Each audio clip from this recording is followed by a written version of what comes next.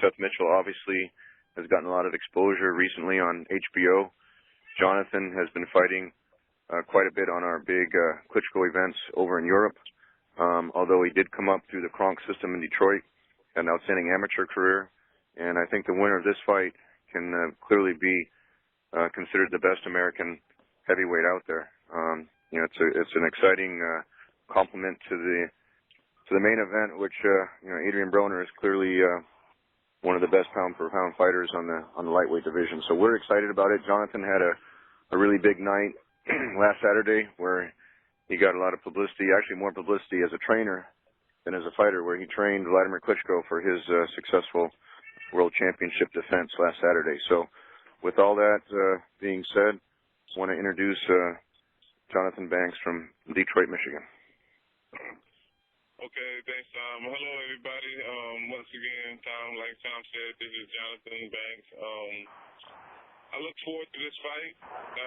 It's been a long time coming. Keep backing up. We kept changing the dates, but and I'm just looking forward to it. I know Seth is looking forward to the fight. He's a fighter. I'm a fighter. We really, I believe I can say this for both of us. We both are just really looking forward to Saturday night.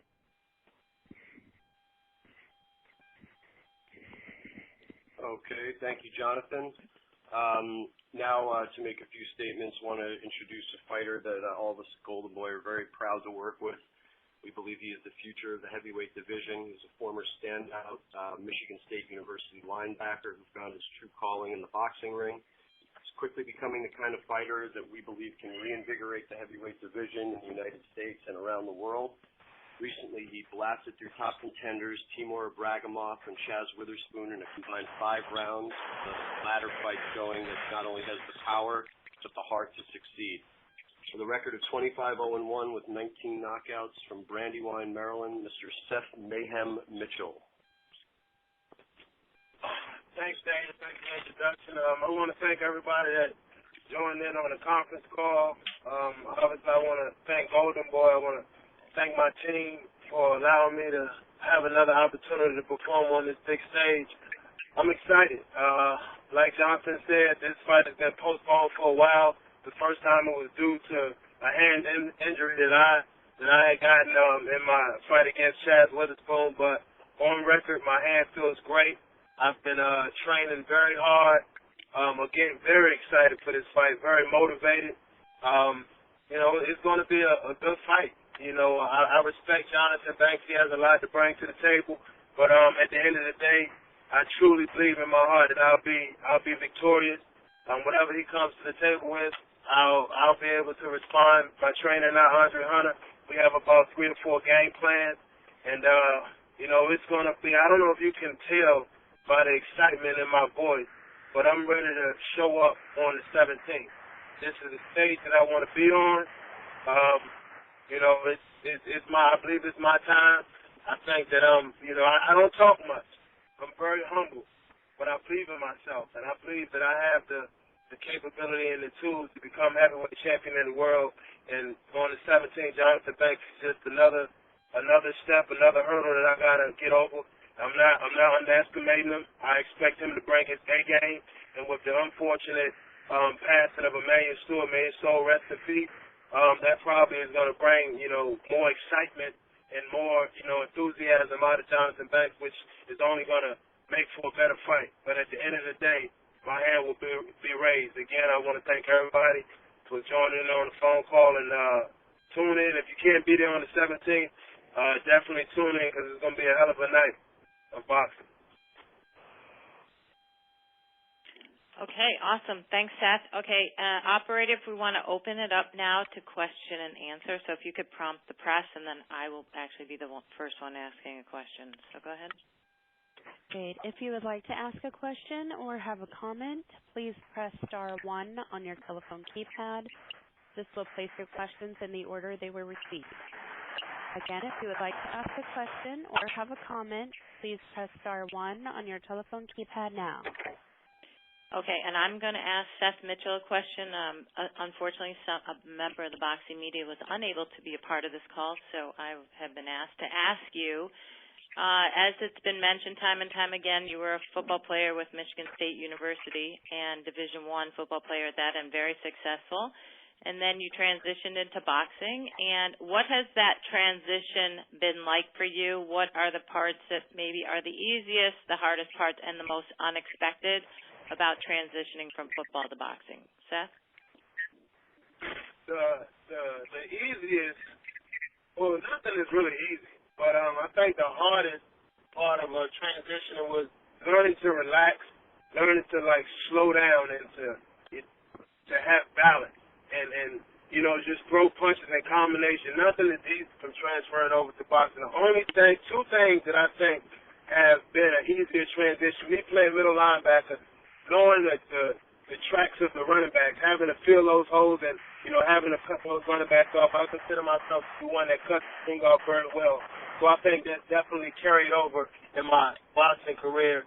And being able to take instruction from my trainer in the corner, you know, and go out and implement them in the ring, I think that definitely helped me from football.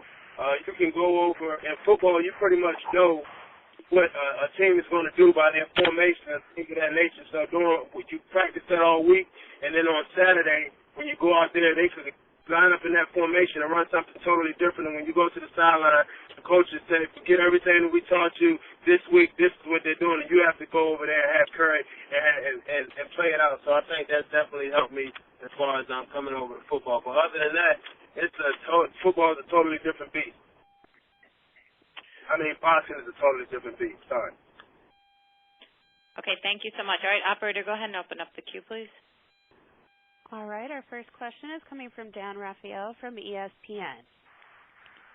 Hi, guys. How are you today? I'm looking forward to this fight Saturday.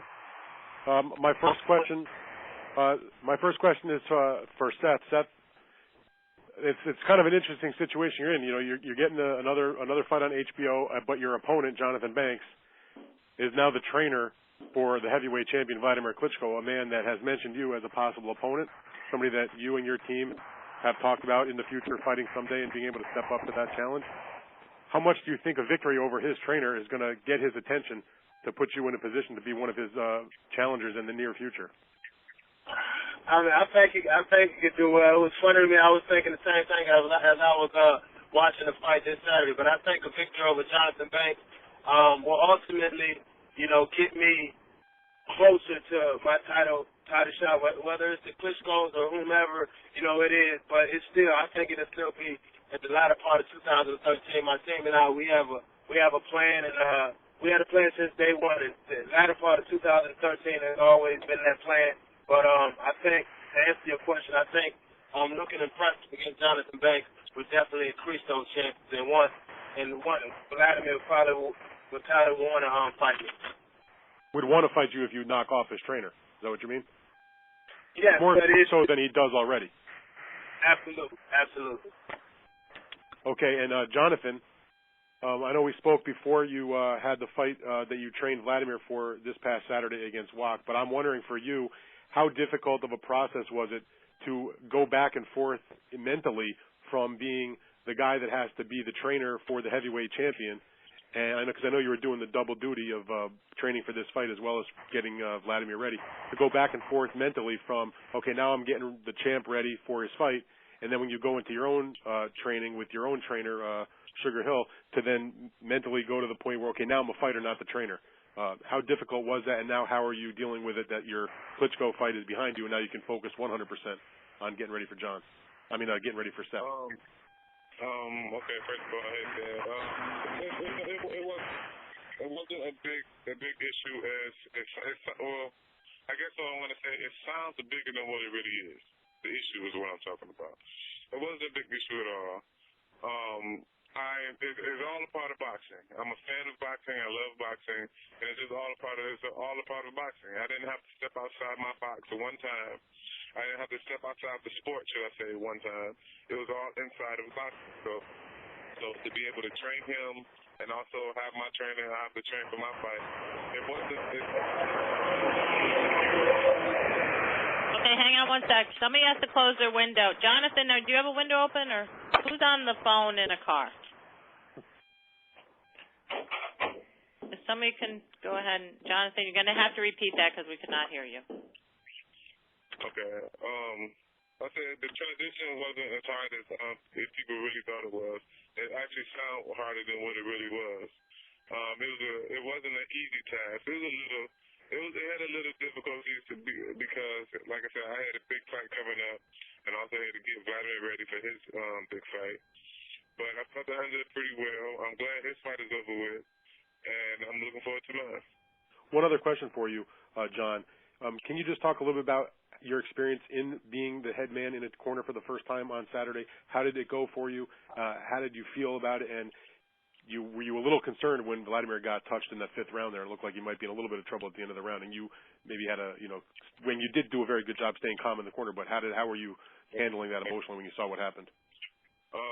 I mean, it was like I said, it was all part of boxing. I mean, I seen that Vok touched him with the right hand, but the thing about it, Vladimir, I didn't see him being in trouble. His knees didn't buckle.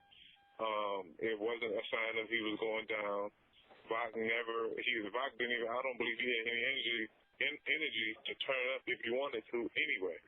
So it wasn't a problem. I mean, my whole thing was, I know Vladimir, and I know if he get caught with a clean shot, he want to rush and get it back. And my job was to keep him calm as possible, to let him know everything was cool, and just continue to fight.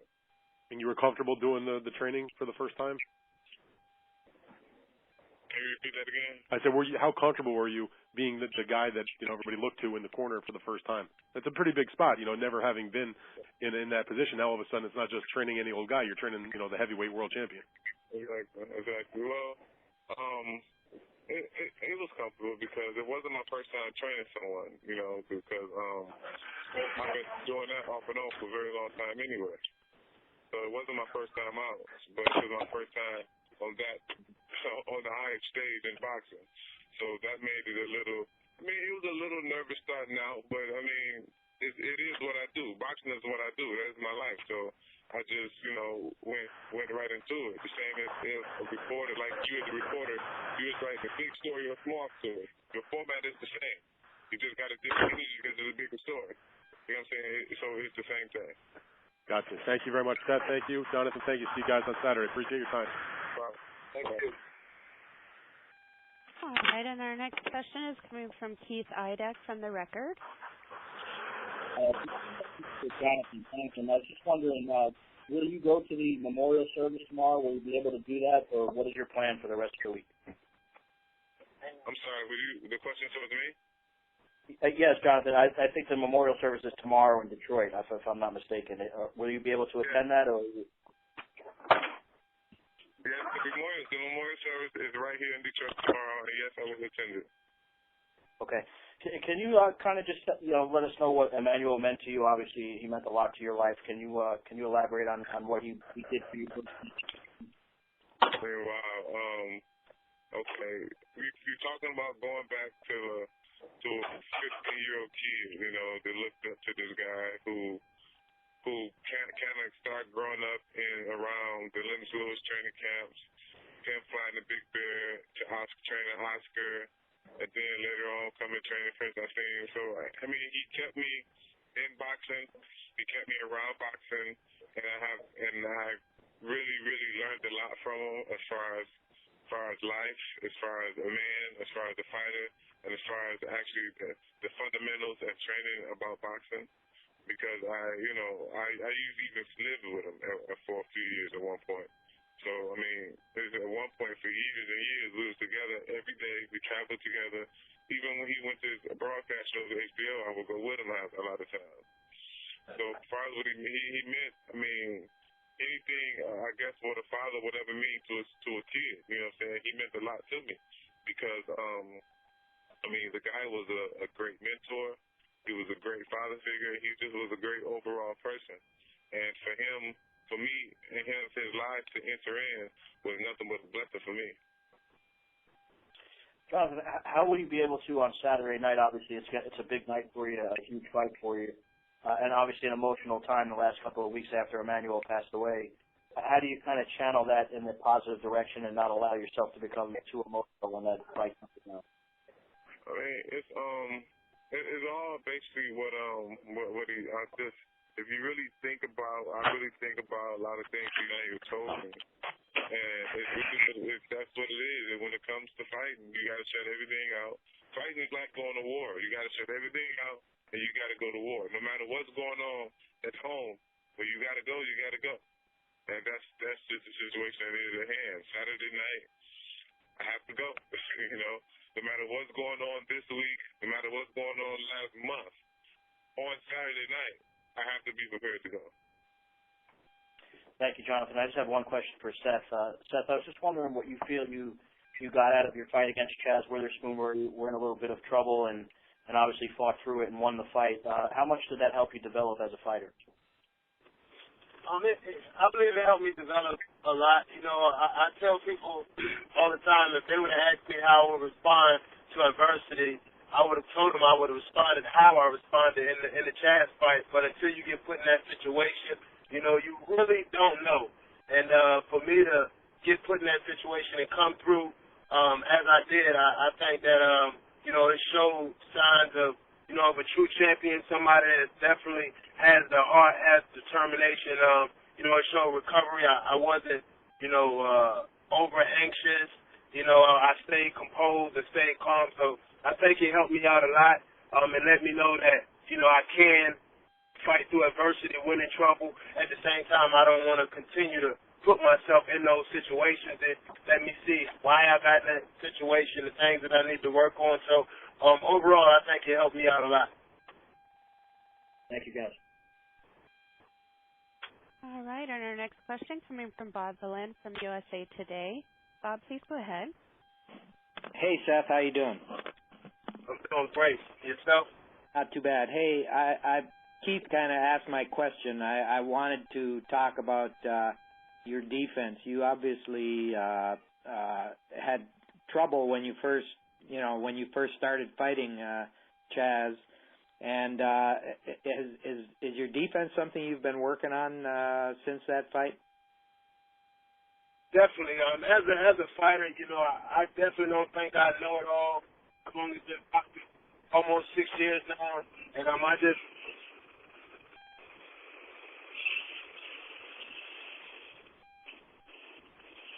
stand by. Hang on one sec, you guys. Can I finish now? Oh, go ahead. Thought we lost. Oh yeah. I don't think I know it all. I continue to be a sponge. I'm still, even though I've kind of accomplished a lot in a short amount of time, I still consider myself wet behind the ears. And still want to learn, and that's what's exciting, to me. When I come to the gym, I want to learn. I'm thirsty for knowledge, and my trainer, Andre Hunt, I think he does a great job. We sit and we talk, we go back to the fundamentals, and we just work on becoming a better fighter, and that most definitely working on my defense. I don't really get hit with too many, combinations, but, in that fight, Chaz was able to land the right hand, and I was just, glad that I was able to overcome it. But to answer your question, I've definitely been working on my defense. We've been working on quite a few things, and hopefully on the 17th you'll be able to see, that come out, see that show that night. You have like 10 knockouts in a row.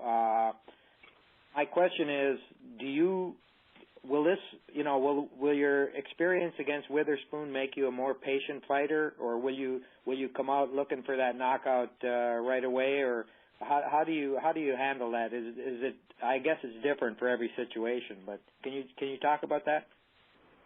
It may look that way, but to be honest, I don't necessarily go out there looking for knockouts. I consider myself an aggressive boxer puncher. I come to fight. I'll tell you that much. I do come to fight, but I just try to put my punches together. I got a high work rate for a heavyweight, and I just go out there and stay behind my jab, and the knockouts have just been coming. But if I need to change my style for this particular fight, I'm capable of doing that. A lot of people, they think that I'm just a bull, but if I have to be a matador, I definitely can do that. I believe that I possess, all the skills. I got decent power in both hands, good speed. I'm very athletic. I just have only had to show one or two things. But and if I only have to show at that fight, that's what you'll see. But if I have to show something else, you'll see that as well. What about Johnathan concerns you most at this point? Johnathan, he's a good fighter. He's had a lot of tutelage. He's been around, a lot of good fighters. A trainer, Emmanuel Stewart.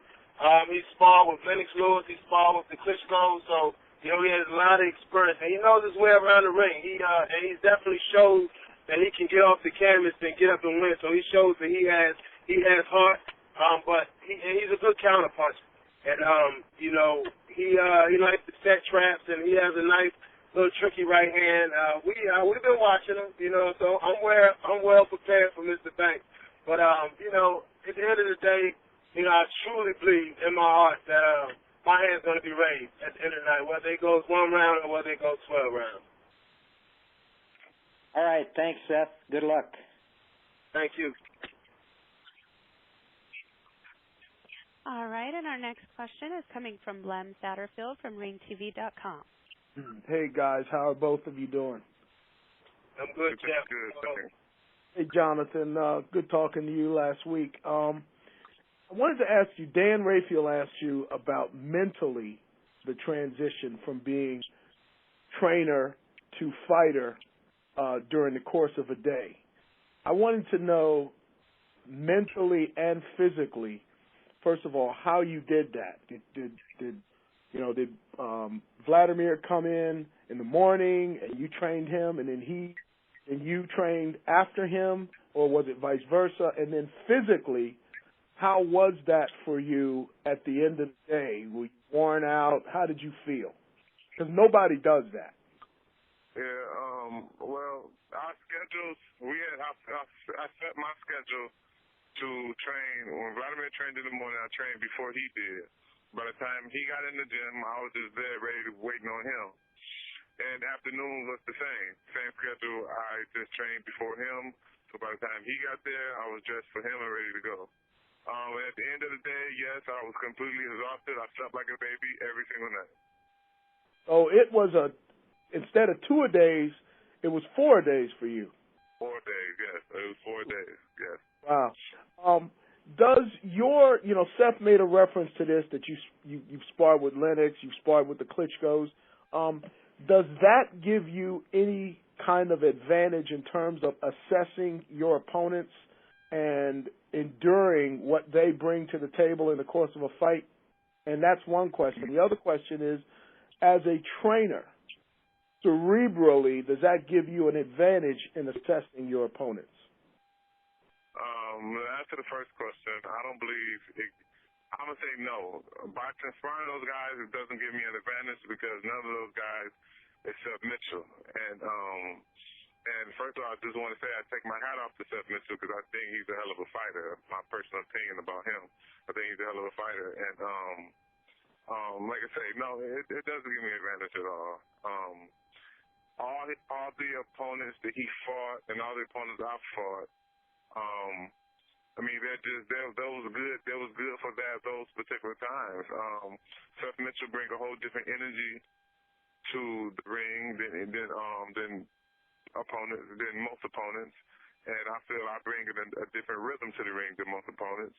So I think that's what's going to make this fight a hell of a fight. So to answer that first question, no, working with those guys don't give me an advantage.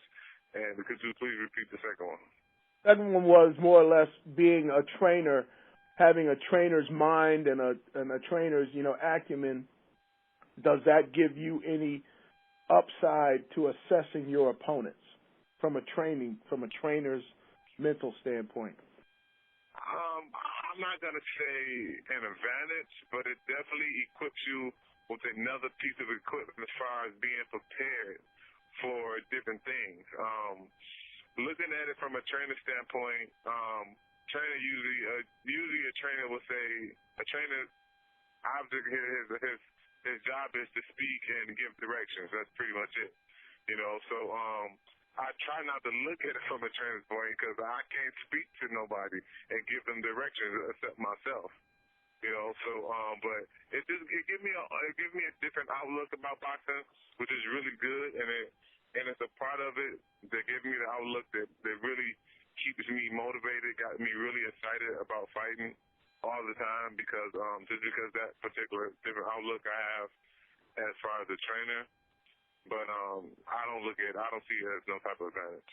Okay, and the last question for you is that, your last loss was as a cruiserweight to Thomas Adamek, and since you've been a heavyweight, you're undefeated in 9 fights. Was there a reason you moved to heavyweight after that fight, number one? And then number two, do you attribute what do you attribute your success as a heavyweight? I'm going to answer the first question, but I'm going to actually repeat the second question when I finish answering the first one. The loss was the Adamek. The removal of the heavyweight was simply because I was killing myself too much to make the 200 pounds. And I could make the weight, but I couldn't perform at the weight. That was my problem. I could make the weight, but I couldn't perform at the weight. I was too weak trying to get down to 200.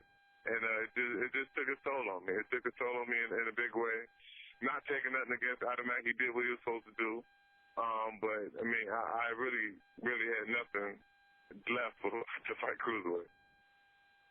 So, and then my second question was, I'm assuming, that because you moved to heavyweight, it's easier. To what do you attribute your success as a heavyweight? Just my willingness to work hard. That's really what it was. Same with cruiserweight. I'm just trying to work as hard as I can and to fight to the best of my ability. That's really that's what it's all about. Okay. Thank you very much, Johnathan. Question for you, Seth. You there? Yeah, man. Hey, Seth. How you doing? Good seeing you last week. You talked about more or less his craftiness, and you talked about a lot of things. You obviously have done a lot of homework on him. How does he rank in some of the categories that you mentioned with your opponents? How does he rank, in terms of, those categories with your opponents?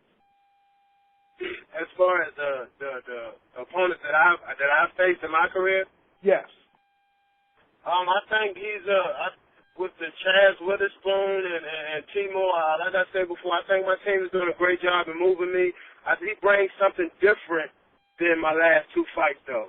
I think Chaz was a more busier fighter, but he wasn't as slick. Johnathan, he's a slick fighter. He has little subtle things that he does when he steps to the side and come over with the right hand and things of that nature. He's a boxer that he doesn't run, meaning he doesn't use his legs a lot to move around the ring and run and make it a boring fight.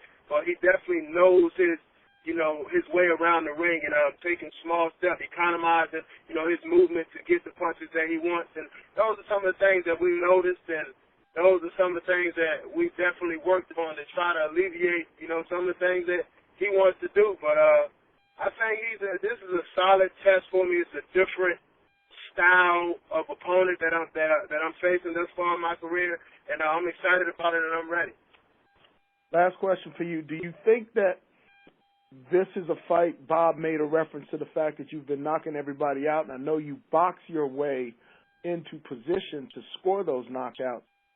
But is this one that you could see going the distance and maybe testing you in ways in terms of your boxing IQ and your ability to make adjustments and actually settle into a boxing match? You think that is a possibility more than, say, in your last 10 fights? Definitely. I mean, but I felt that way in my last 2 fights. I didn't think that I was going to, stop Timur in the second round or Chaz. I thought both of those fights was going to go about 6 or 7 rounds. And like I said, you've seen me train before. I prepared for the distance. I go out there. I'm definitely in shape when I get in the ring. I know a lot of people that waiting to take me into deep waters because I haven't been past 8 since 2010. But conditioning is the last thing that's on my mind when I step into the ring. And I'll be ready. I don't expect this fight to be a short fight. I'm prepared to go 12 rounds, and that's what I think this fight's going to go. Whatever happens, happens. But I'll be ready mentally and physically. Seth and John, thank you so much. I look forward to seeing you guys on Thursday. Thank you. All right, and our next question is from Charles Sutton from the Washington Informer. Good afternoon. I have a question for Seth. How are you, Seth? I'm doing well. Doing great. Great. Last time we talked, and you and I talked about this a few times, as you know, your fights typically end early, and you've always talked about being in the greatest shape and fully prepared to go 12 rounds. I wonder if you could share with us a little bit about your training regimen over the last couple of months and what that looks like and what you've actually had to do to prepare yourself in the event this fight goes into the deeper rounds.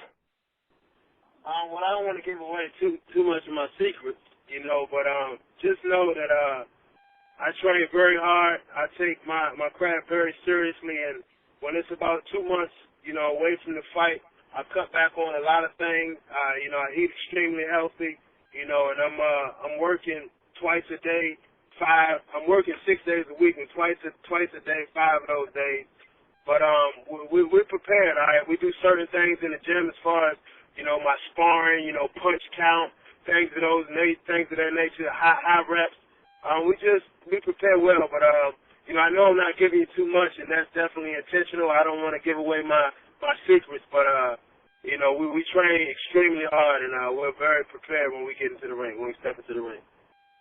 Okay, and my next question is, in the past, you and I, again, have talked about you're coming into the ring not necessarily looking to knock the opponent out, but you're coming to fight. You're prepared whatever comes your way. I'm just wondering, what are you expecting from Johnathan Banks? Are you expecting a boxing match?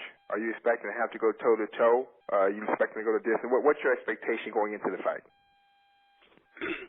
One of the reasons, I'm going to come back to your question, one of the reasons why I personally don't watch tape that much of my opponents, because each fight is different. If I'm thinking that Johnathan's going to come in and try to box my head off, and that's my mindset, and then he comes, out like a raging bull all up in my grill during the fight. That could just throw me all off track and get me discombobulated, and mentally you have to be sharp. So I don't really know what he's going to do. I would expect him to probably try to box me and take me into the deeper rounds, but we're prepared. Like I said earlier, we have about 3 or 4 game plans that we're really ready to go with, depending on how Johnathan comes out, to fight. But I can't answer that question. I just know, and I expect Johnathan Banks to be at 100% ready to fight come the 17th.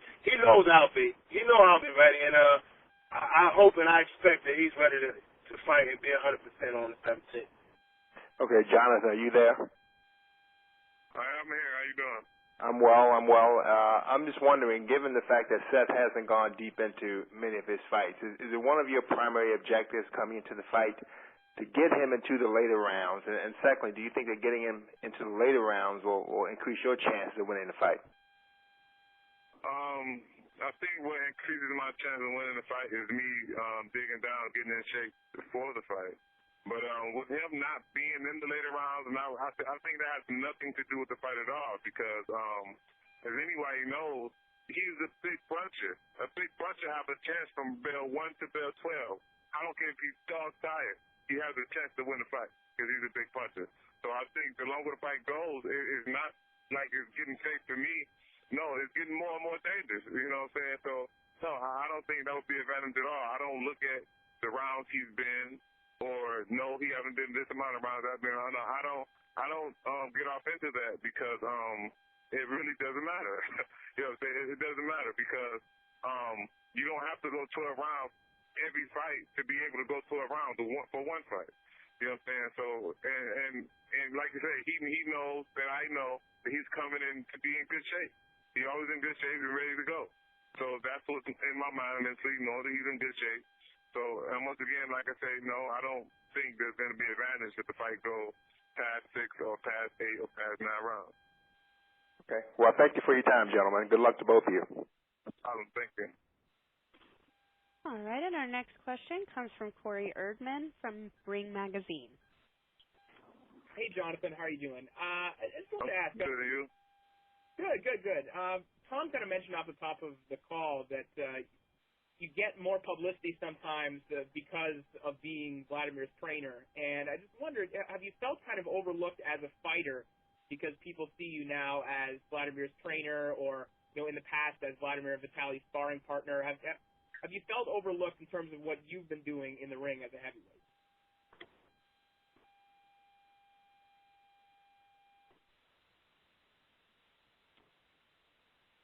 Hello? Corey? Hello? Can you guys hear me? I didn't hear the final question that you said at the end. I'm sorry. Okay, I was wondering if you felt overlooked as a fighter because you've been getting a lot of attention as Vladimir's trainer or as the Klitschko sparring partner for so many years. If you felt overlooked in terms of what you've been doing in the ring? I mean, a little bit. I felt overlooked, but I mean, it really. I mean, I don't. It doesn't. It's no bearing on me. It's not like it's a burden on my mind that I've been overlooked all the time. Now they want to give me some attention. It's nothing like that. I felt a little bit I've been overlooked, but I mean, that's how it be sometimes. I don't worry about it. I'm just I'm sort of in the spotlight now. Happy to be in the spotlight and I'm gonna work my butt off so I can stay in the spotlight. Really. Do you think it's helped you, given that, and obviously this is a big event, it's on HBO, but you've been fighting in Europe in front of 40,000 people. Do you think that helps you in terms of handling the pressure that comes with a big fight like this? I think so. I mean, you got an arena that seats 62,000 people, and it's actually sold out for 62,000 people. You got another 2,000 people outside the arena trying to grab your clothes as you enter the arena. So, you know what I'm saying? It definitely was a help, probably the pressure builder. You know what I'm saying? Fighting in front of a lot of people. So, I mean, in that aspect, in that sense, fighting in front of a lot of people, I'm totally comfortable with. And finally, Johnathan, it's been a little while since there has been a Detroit born and bred heavyweight from the Bronx that has gone on to really be in the big stage in the heavyweight division. I'm probably go back to someone like Tony Tucker. Can you talk about that, and who were some of the guys that you looked up to growing up in Detroit fighters that maybe you looked up to? Well, I asked a question about the guys I looked up to in Detroit, as far as Detroit fighters. First of all, Joe Louis, he was from Detroit. Sugar Ray Robinson was from Detroit. And of course, everybody favorites from Detroit, Thomas Hearn, the Milt McCoys, the Jimmy Falls. A lot of these guys, Henry McKenty was one of the first Kronk champions ever. And, of course, Emmanuel Stewart. You know what I'm saying? I looked up to all these guys. And I was able to talk to the majority of these guys. I was able to talk to a lot of different trainers that trained Joe Louis, a lot of different trainers that work right next to Sugar Ray Robinson. I was able to talk to a lot of these guys, just get little techniques and stuff like that, learning different things from a lot of old school people.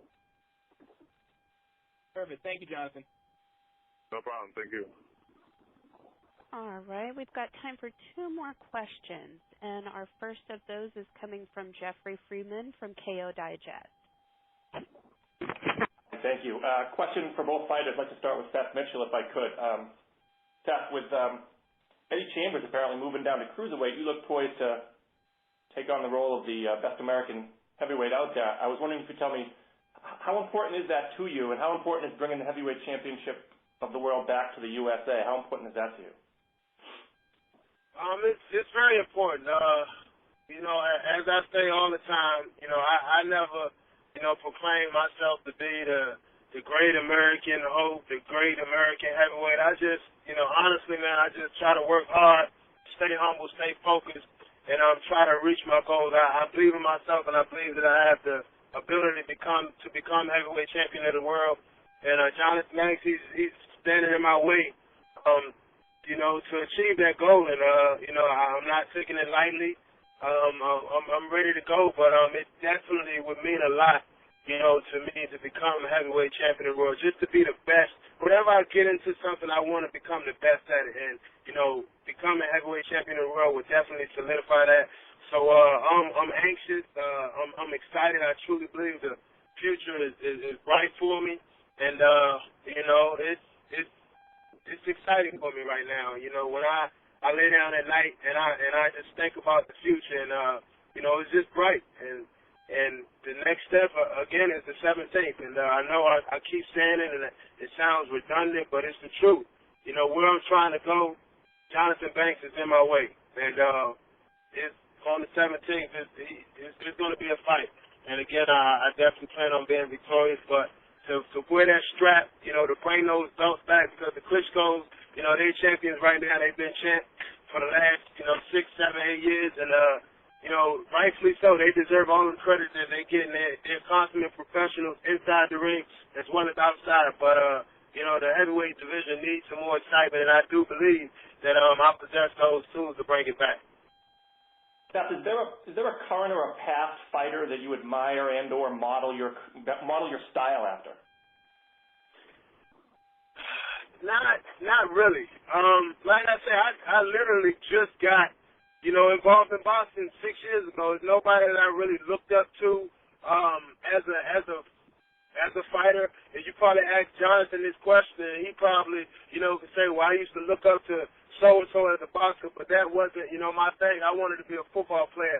I really looked up and admired and wanted to play like Ray Lewis, you know, middle linebacker for the Baltimore Ravens. But as a boxer, I like a lot of people. I watch, you know, tape on fights just to pick up different things to add to my boxing craft. But you know, my favorite fighter right now is Miguel Cotto. Did you happen to see the Vladimir Klitschko-Marius Wach fight, Seth? Yes, I did. What did you think about Wach's chin, and do you think that you could have held up like that against Vladimir? Well, hopefully I wouldn't have got hit too many times flush like that. I thought he had a hell of a chin. I thought Johnathan did a hell of a job in the corner, you know, in the fifth round when Klitschko got touched and you know, looked a little, you know, he wasn't hurt at all, but it flushes him a little bit, and I thought Johnathan did a great job, and you know, in his words to Batat, but I get him mixed up to his fighter, but I thought Watts had a hell of a chin, but he was standing there taking a lot of shots, and if I were to take those shots, hopefully I could stand up to him, but you know, hopefully I will have better defense when my opportunity comes. Thanks, Seth. Just a couple of quick questions for Johnathan Banks, if he's still on the phone. Yes, I'm here. Hi, Johnathan. As the trainer of the heavyweight champion of the world, can you provide some insight as to who Vladimir is looking at for his next title defense? There have been no names mentioned. As of right now, it is really, really unclear. He just right now relaxing and enjoyed and kind of embraced the victory, and yet is still prepared to come to the memorial service of the late Emmanuel Stewart. And for you, looking forward professionally over the next few years, is your future in boxing more as a trainer or more as a fighter? So I guess what I'm asking is, what is the number one priority? You still here? Johnathan, go ahead and answer that. I think he got cut off by mistake, but go ahead and answer it. I think. Okay, that's fine. The number one priority right now is just boxing, whether it's training or whether it's actually fighting. I mean, it's all inside of boxing. So I don't have to take a break on doing anything. I mean, the transition that you take to fight and to train is just a mental defect. Okay, I train this guy. Okay, I got to fight this guy. So it's no problem. The whole ideal of it is boxing. So that's the number one goal, is just boxing right now. With boxing as the number one goal, but being the trainer of the heavyweight championship of the world, it would seem that your path to the heavyweight title is blocked. Would you ever fight Vladimir Klitschko? To the naked eye, it do seem like that, don't it? I mean, I don't know, honestly. I'm not the type of guy. I never really said too much too soon about the future. You know what I'm saying? That's one of them bridges that you gotta wait to cross when you get to it. All right. And our last goal right now is to just keep training and keep fighting. So we'll see what happens when we get to it. Great. And our last question is coming from Jay LaBeouf from badculture.net. Jay, please go ahead.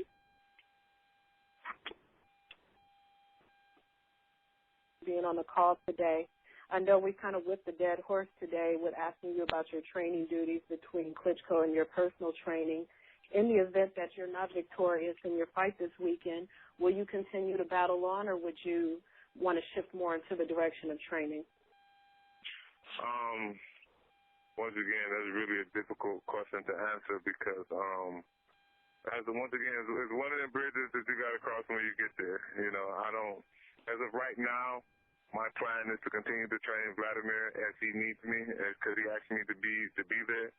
So my plan is to be there for him, and also my plan is to be there for Johnathan, which is to fight. Johnathan is a fighter. I'm a fighter. I love to fight. So that's my job as of right now. Okay, and then I have a quick question for Seth.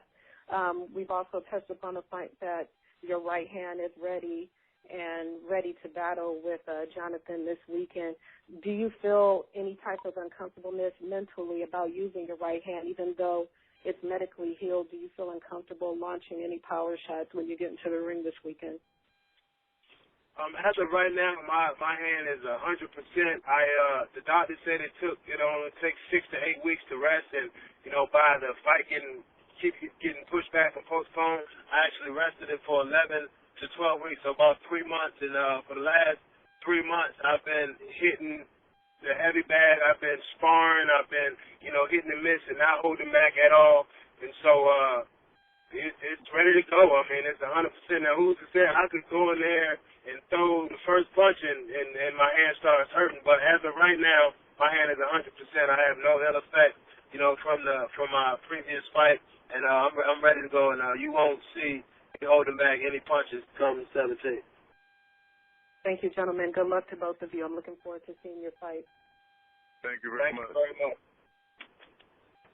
Okay, great. That calls it. And you guys, we look forward to seeing you Saturday night compete in the ring together, because you sure competed on the phone today. Thank you very much. Thanks a lot. Okay, thanks. Thanks, everybody, for joining us. See you Saturday in Atlantic City. All right.